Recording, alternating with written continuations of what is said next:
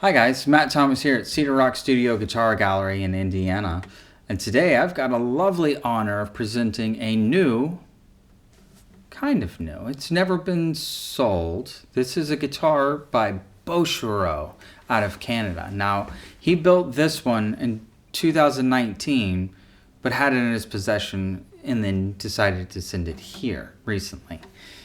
So it's brand new, just it's a few years old, which means that it's had some time to break in if he's been playing it, which it sounds like it has. Now, this is his Mistral, so it's not a gigantic guitar, but it's a very comfortable guitar. Now, this one features one of the best Sitka tops I've ever seen. I mean, the side silking is so intense on it, you'd almost think that the grain was this way. Now, when you flip it around, look at this absolutely gorgeous Ziricote. It doesn't get much better than that. And another thing that I really love that he did here is this floating back strip, which is actually a box of zebra wood, which that was just brilliant. I love how he executed this, and there's just so many special appointments about this. He's got this kind of gold purfling all the way through that separates between his ebony binding here. But then all the way around the face, he went ahead and did a strip of zebra wood. And also this rosette is an interlacing rosette featuring Ziricote and that zebra wood. Now, it's got a African blackwood bridge, and he's got a really unique take on this kind of weight-relieved carved bridge. I really love what he has come up with here, and it provides a lot more sensitivity to the top. Now, speaking of the top, he has a very unique double X bracing that just sounds phenomenal. It's very sensitive and open, but it actually holds up to a lot of power and heavy hand behind it as well.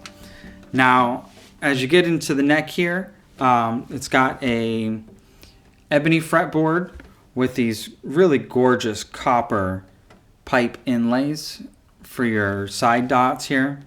And it is a slight short scale. It's actually 25.3, so it's a little easier to play than, you know, your standard 25.5. And another thing, it's got a mahogany neck, but the way he carves these is just really great. It's got almost like a flat back to it. That way, so if you like to plant your thumb, it doesn't want to slide around very much. Now, as you get into the back cap here, it's got a lovely zebra wood back cap with these shallow tuners that are kind of open back, which makes it really lightweight. So it's not really headstock heavy or neck heavy. And then he's got this really gorgeous,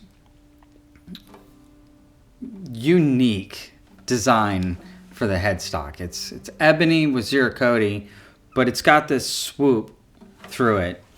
And as you can tell, it's slightly interrupted here because he's got this really lovely magnetic truss rod cap that way, so that you don't have to carry a screwdriver around to adjust the action of the instrument.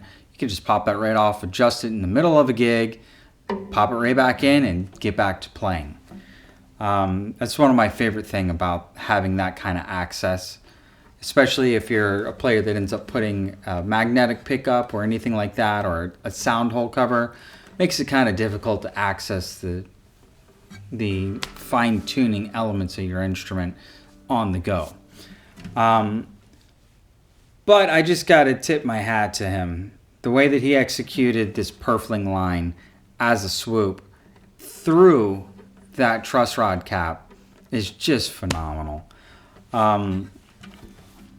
Now, another thing that I wanted to say about this instrument is it's got a lot of volume to it, but I think it's because it's pretty deep here.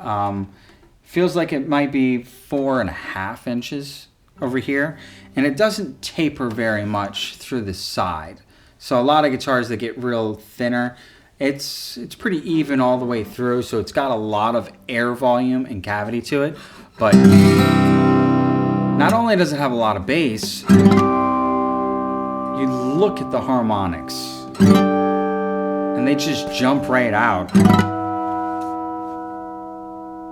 It's just a phenomenally voiced instrument, and it plays like butter.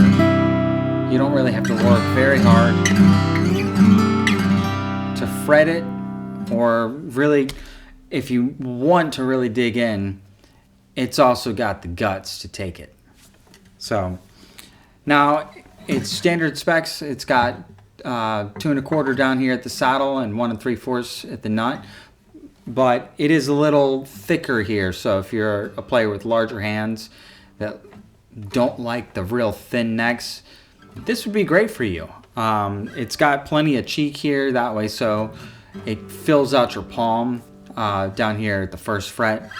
But it's not so thick that you can't wrap your thumb or feel cumbersome. So if you've got any other further questions about this phenomenal Bouchereau Mistral, message Alan at cedarrockstudio.com, and thanks for listening.